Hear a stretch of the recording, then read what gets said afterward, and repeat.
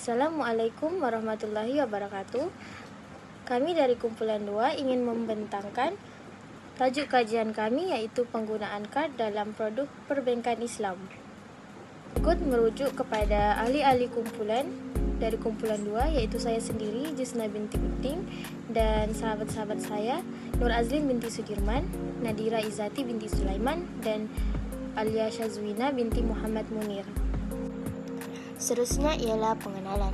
Perbankan Islam ialah sebuah sistem perbankan yang mematuhi undang-undang Islam, iaitu undang-undang yang mematuhi syariah seperti kad.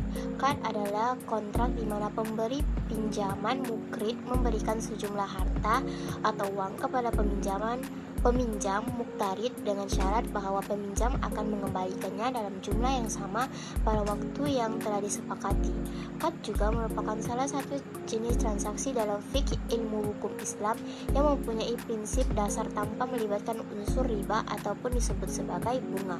Manakala qard al-hasan merujuk kepada jenis pinjaman tanpa bunga yang diberikan dengan niat baik atau untuk tujuan amal dalam Islam.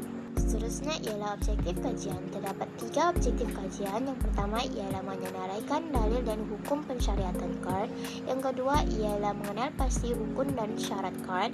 Dan yang ketiga ialah menganalisis penggunaan kad dalam produk perbankan Islam. Jadi saya teruskan dengan kaedah kajian di mana kami menggunakan kaedah keperpustakaan. Melalui kajian ini kami telah mendapatkan maklumat berkaitan dengan perbankan Islam. Gaji telah merujuk buku Islamic Banking and Finance untuk mendapatkan maklumat berkenaan perbankan Islam dan sistem-sistem yang wujud dalam institusi ekonomi Islam. Kami juga menggunakan kaedah lamang sesawan, iaitu melalui kajian ini kami telah mendapatkan maklumat berkaitan dengan kod. Pengkaji telah mencari dalil-dalil yang berkenaan kod melalui kaedah ini untuk memperkuatkan lagi kajian yang dilakukan dengan bukti-bukti yang sahih. Pengaji juga melayari laman sesawang untuk mencari maklumat-maklumat yang penting berkaitan institusi ekonomi. Seterusnya adalah dapatan kajian. Dalil dan hukum pensyariatan kod. Hukum pelaksanaan al-kod berdasarkan firman Allah Subhanahu wa taala dalam surah Al-Baqarah ayat 245, iaitu man zallazi yaqridullahu qardan hasanan fayudha'ifahu lahu ad'afan katsira wallahu yaqbitu wa yabsudu wa ilaihi turja'un.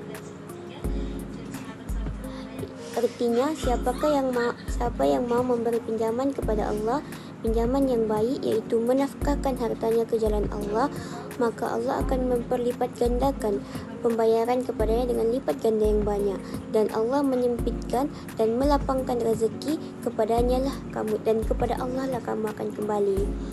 Dalil dan hukum pensyariatan kod ni berdasarkan nas di atas, para ulama telah bersepakat tentang kebolehan pinjaman hutang. Hukum kod sunnah bagi orang yang memberi hutang serta harus bagi yang minta diberi hutang. Seseorang boleh berhutang jika dalam keadaan terpaksa bagi menghindarkan diri daripada bahaya, seperti untuk membeli makanan agar dirinya terhindar daripada kelaparan. Di samping itu, hukum kod boleh berubah sesuai dengan keadaan, cara dan proses akadnya seperti wajib, makruh dan haram. Jika orang yang berhutang ialah orang yang mempunyai keperluan yang sangat mendesak, sedangkan orang yang dihutangi ialah orang kaya, maka orang kaya itu wajib untuk memberi hutang. Saya teruskan dengan rukun dan syarat kod. Yang pertama adalah kedua pihak yang berakad, iaitu orang yang berhutang dan orang yang beri pinjaman disyaratkan balik, berakal, merdeka dan bercakap berlandaskan hukum. Seseorang wali tidak boleh menghutangkan harta yang diwalikan kecuali dalam keadaan darurat. Yang kedua, harta yang dihutangkan merupakan harta yang dapat ditimbang, harta yang dapat diukur dan juga harta yang dapat dihitung. Setiap harta yang dapat dilakukan jual beli salam, baik itu jenis harta yang dikira, ditimbang dan dihitung, harta yang dihutangkan diketahui kadar dan sifatnya. Pinjaman boleh ditentukan dengan tempoh masa tertentu.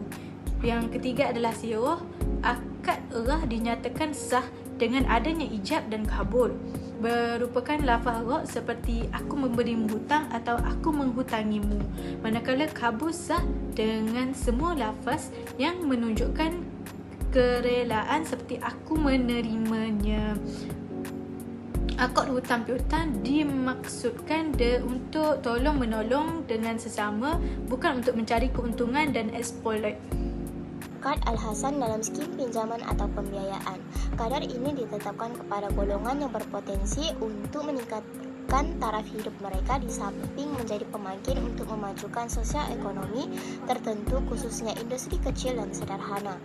Antara agensi yang menawarkan skim pinjaman Kad Al-Hasan ialah Amanah Ikhtiar Malaysia dan beberapa koperasi Islam di negara ini. Memandangkan pelaksanaan pinjaman ini tidak mengenakan faedah ke atas pinjaman, pemantauan yang berterusan oleh pihak berkenaan kepada peminjam amat penting bagi memastikan bayaran pinjaman dibayar pada kadar dan tempo yang telah dipersetujui bersama. Sesetengah bank menyediakan kemudahan kepada pemegang akaun pelaburan di bank, dan sesetengahnya pula menyediakan dana ini kepada pelajar-pelajar miskin dan golongan yang berpendapatan rendah B40 dalam masyarakat. Terusnya ialah Kad Al-Hasan dalam akaun simpanan. Ini merujuk kepada produk simpanan di bank Islam yang mengaplikasikan prinsip Kad Al-Hasan dalam operasinya. Dalam konteks ini, simpanan yang dilakukan oleh pelanggan tidak dikenakan bunga atau keuntungan finansial lainnya, tetapi lebih kepada saling membantu dan bersumbangan untuk kebaikan bersama. Bank Islam menggunakan prinsip KAR untuk memberikan fasiliti yang adil dan sesuai dengan hukum syariah bagi pelanggan yang ingin menyimpan wang mereka tanpa terlibat dalam praktik riba. Sebagai ganti bunga, bank biasanya tidak memberikan imbalan finansial seperti yang ada pada produk simpanan konvensional. Sebaliknya, produk ini dirancang untuk mendorong pengurusan dana yang lebih berkesan dan halal sesuai dengan prinsip syariah.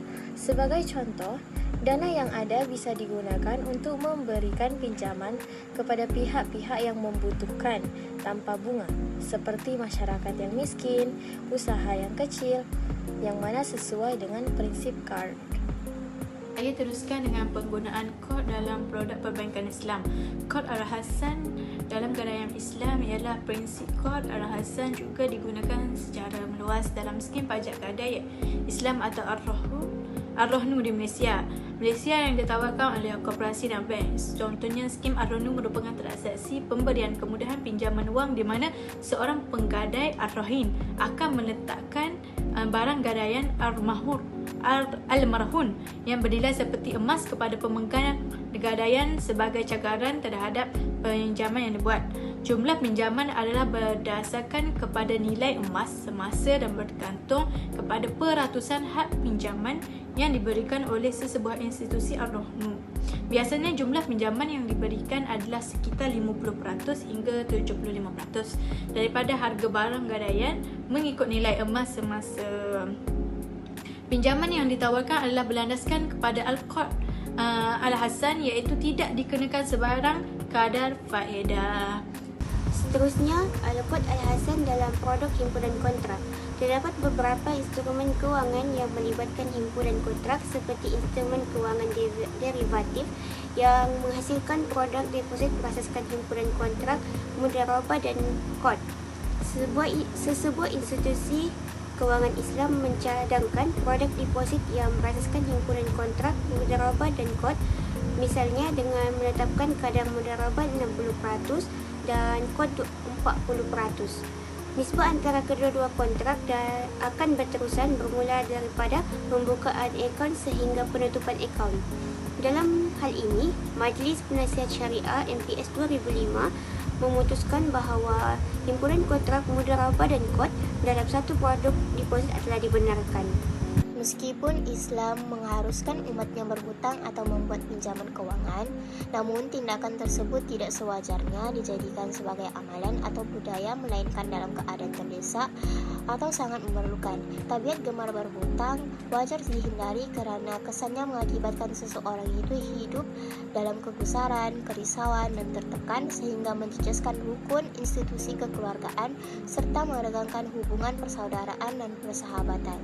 Umat Islam dianjurkan untuk sentiasa bersyukur dan menjalani kehidupan secara sederhana dengan nikmat yang dikurniakan oleh Allah Subhanahu wa taala atas daya usaha masing-masing.